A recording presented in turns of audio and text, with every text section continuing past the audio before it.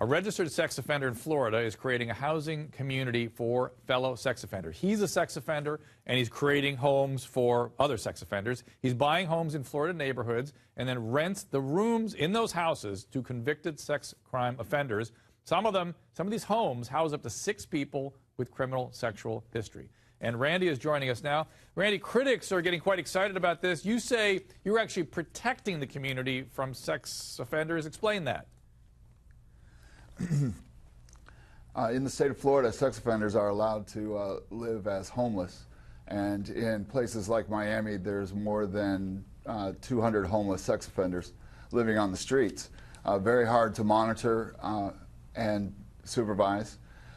Whereas if they were in homes, then it's fairly easy for the law enforcement to check them out. Okay, hold on a second. I want to put a map up here. Can I move? Is that right? Put this map up of the number of sex offenders in, I think it's just Orlando alone. Can you put that up for me, guys? And the Christie? It's coming up here. Just give me a second, everybody. Okay, look at that. Look at this. I'm going to get out of my light here. I'm sorry about that. This is sex offenders in the Orlando area. They are everywhere. I mean, it's really rather astonishing. How many, how much, I mean, I saw that and I was like, wow, that is incredible.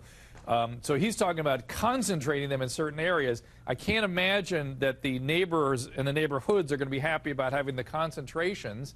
Wow, our callers want to react. Renee in California, go ahead. Oh my God, yeah. This is sickening. You know what, they ought to get all these bleepity-bleep sex offenders, put them in a big hole and just execute all of them because they're never going to change. They have their mindset a certain way, and there's no doctor that can help them. You know, I don't even think you can help them, Dr. Drew, and you're awesome. Thank you, Renee. Thank you. Well, Randy, how do you respond to that? Well, I mean, certainly a lot of people feel that way, and I've heard that sentiment many times, and worse. But the fact is that they're not going to be put down in a hole and executed, so what do we do in the meantime? And what I say is that we want that most of these people need to be supervised, need to be monitored, and I am trying to find property that complies with the local and state laws to where they are supervised. And that's my job. Okay, I got you. And Melissa, you're in Houston. What's your question or thoughts? I don't know about the laws in Florida, but I think they're probably more lax than they should be. Hold on a second. Hold on, Melissa. I mean, weird things happen in Florida? I'm stunned. Every time I have to report something troubling, it seems to happen in Florida. But go ahead. Because if they need to be supervised, then they need to be in prison. They don't need to be automatically. In Texas, once they're off parole or probation, they have to register, but they don't necessarily have to have the 500 feet or whatever it is from the school or there. All right. But that's an issue where they could be in public parks and that sort of thing. But you know what? There's not a hole in you execute them because we all have choices, and you can't execute people for their no, of course not. unless it involves another life, right. taking another life. However, you can ship them off to an island far away. They can all live there together. They won't have to worry about getting a job because they'll all hire each other. They'll all work with each other. They'll all live with each other and violate each other, and that's just one big old island where they can all go.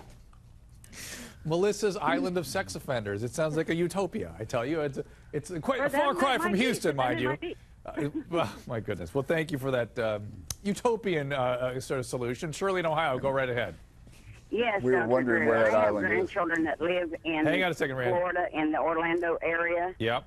And I am very concerned about them and all these predators down there. And I want to know what my daughter-in-laws and them can do to protect these children. How do they find out who is the predators? Is there a list?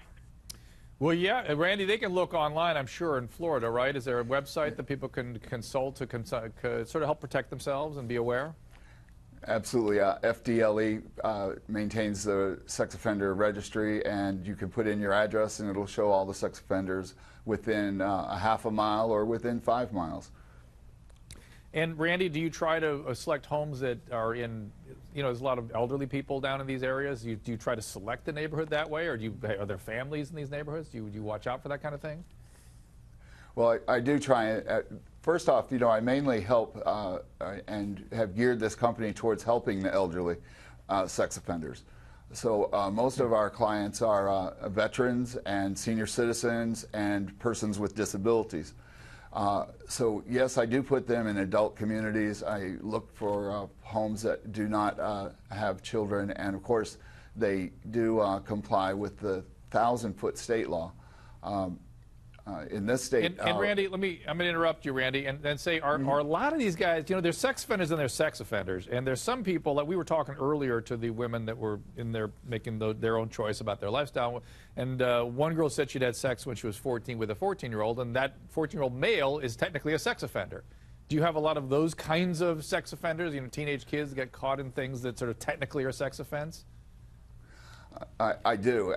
Of course, I have to say that I have a lot that have committed crimes that I think are horrendous also.